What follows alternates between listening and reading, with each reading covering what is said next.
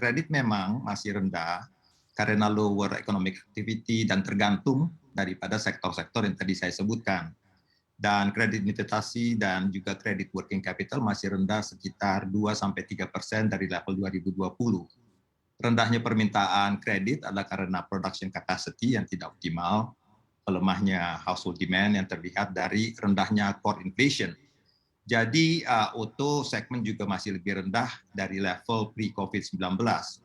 Karena itu kita melihat bahwa polisi akomodatif yang selama ini, interest rate policy saja belum cukup untuk mendongkrak pertumbuhan ekonomi dalam supply side. Jadi game changer yang kita harapkan adalah sukses daripada vaksinasi untuk menaikkan confidence business, dan juga kita cukup hopeful kita melihat level vaksinasi sekarang sekitar 500.000 per hari, dan kita harapkan kita bisa mencapai herd immunity di kuartal 2 tahun depan. Ya, karena dengan demikian untuk kalau kita mencapai herd immunity untuk kota-kota besar, walaupun kota-kota besar itu hanya 8% dari penduduk, tapi kontribusinya adalah sekitar 40% dari national retail sector dan 60% dari restaurant and accommodation sector.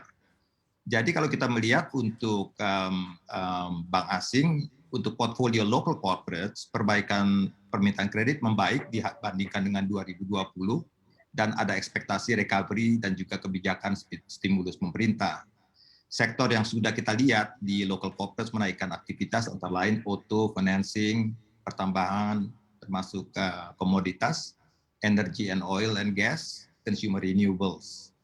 Dan walaupun demikian, aktivitas daripada kredit terakhir ini 6 bulan terakhir masih terfokus pada liability management atau refinancing dan likuiditas. Kabar baiknya adalah di multinasional. Kita melihat ya bahwa di multinasional ini di sektor consumer, auto, dan diversified industrial mulai menggeliat sejak bulan April karena stimulus pemerintah dan dampak daripada lebaran. Ini memberikan dampak kenaikan working capital baik short term maupun long term. Jadi kita melihat dari FDI untuk kuartal 1 naik 14% year on year, yang merupakan delayed impact daripada investasi 2020 yang baru dilakukan tahun ini. Jadi beberapa high profile transaction, umpamanya dari Korea, Hyundai Motor, Lotte Chemical, LG Hyundai untuk JV electric vehicle merupakan beberapa contoh konkret yang kita lihat di kuartal 1 dan juga di kuartal kedua.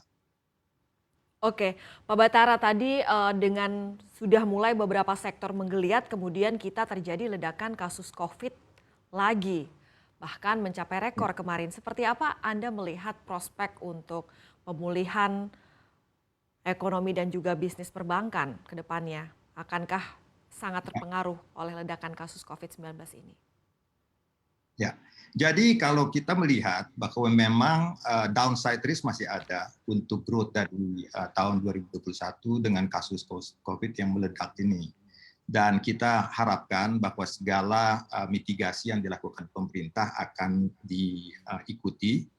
Walaupun kami cukup hopeful bahwa indikator yang kami lihat di sini adalah herd immunity dari top 5 cities di Indonesia. Ya.